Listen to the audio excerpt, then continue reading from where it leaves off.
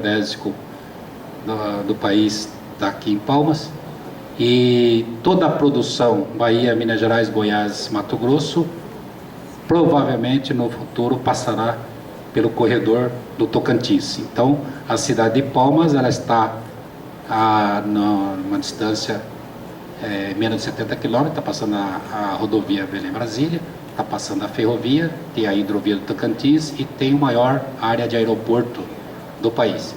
Então, as 4 modais de transporte, ela tem a capacidade logística e tem a capital mais nova do país, tem menos de 24 anos, né?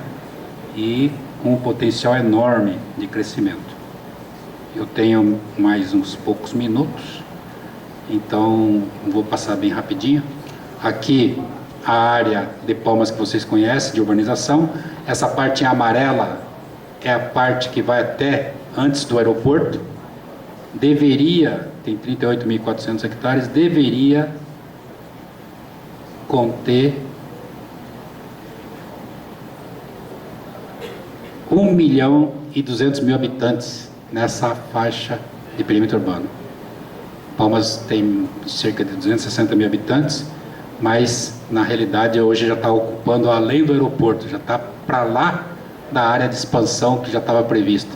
Naquela área de expansão estaria previsto mais 800.000 habitantes. Então, teoricamente, para fazer aquela expansão nós devíamos ter 2 milhões de habitantes, né? Então, a gente tem uma dificuldade para compatibilizar exatamente aquele eixo de transporte urbano. Tá? O transporte nosso é deficitário.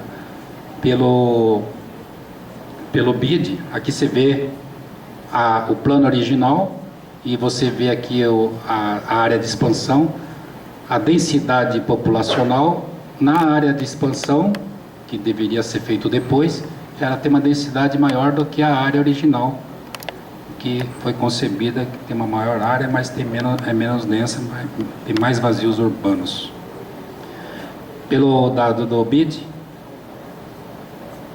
50 habitantes por hectare, ela é inviável transporte coletivo, né? Ela se torna antieconômica. Então se vê nosso drama, né? De tentar viabilizar o transporte coletivo e com isso com a massa de avenidas e ruas para automóveis que nós temos. Tá?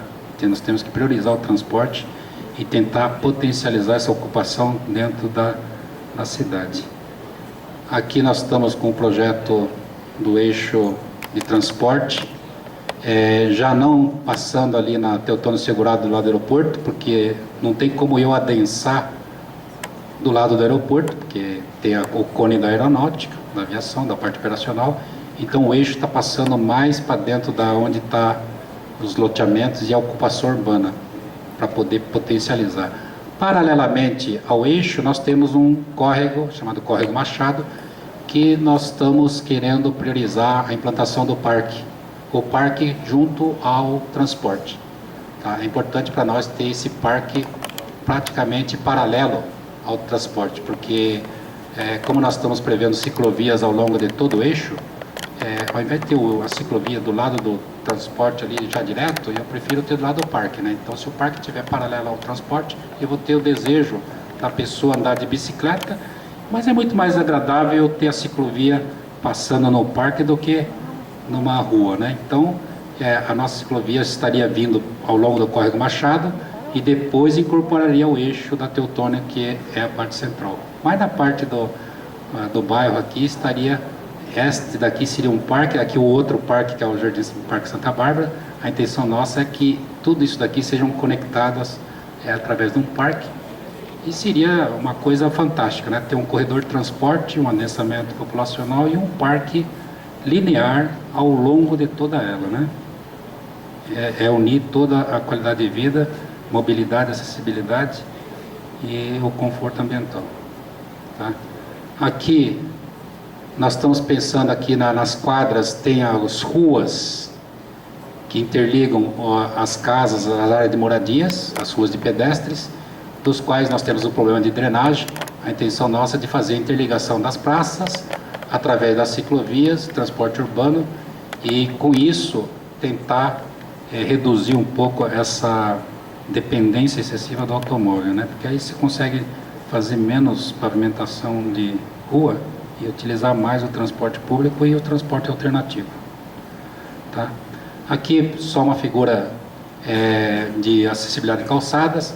O desenho da cidade foi concebida, aqui é o Palácio dos Girassóis, a praça aqui dos Girassóis, tem um eixo horizontal, um eixo vertical, aqui o norte, sul, leste, oeste, então é fácil de identificar as ruas, né? Você tem LO, que é leste-oeste, e NS, que é norte-sul, do lado direito é par, do lado esquerdo é ímpar, então tem NS2, NS4, NS6, NS8, NS10, do lado de cá NS1, NS3, NS5 e as LOs também correspondentes.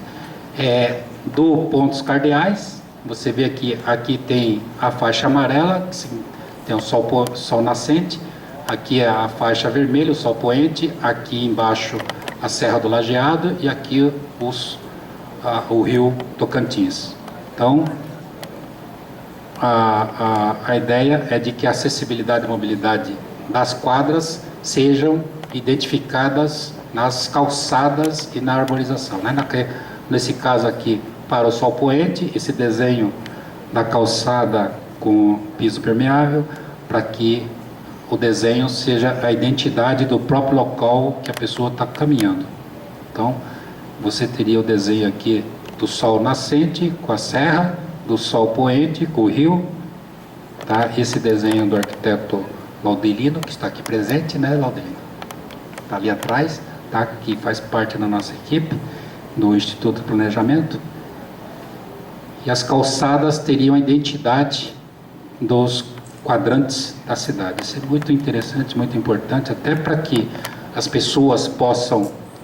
a ideia nossa é fazer o QR Code, a pessoa chega, está andando na rua, fotografa o QR Code, e ali do QR Code vai aparecer o histórico, a planta, a folha tal, dá no tal local, da serra tal, foi pesquisadora tal, que fez tal, então tem um histórico interessante e saber, o turista não precisa saber o português, pode ser um chinês aí, ele consegue descobrir onde é que ele está e como é que é a história daquela calçada, daquela rua e por que é daquele jeito, né?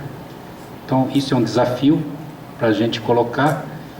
No nosso plano de mobilidade, nós já queremos colocar aonde tem as estações de transporte já nas calçadas aqui de ligação. Tá? Eu vou apressar aqui um pouquinho, porque meu prazo já passou. Tá? A ideia de fazer a ciclovia e o eixo de transporte. Isso daqui, o corredor de transporte. Muita gente, às vezes, pergunta por que o corredor de transporte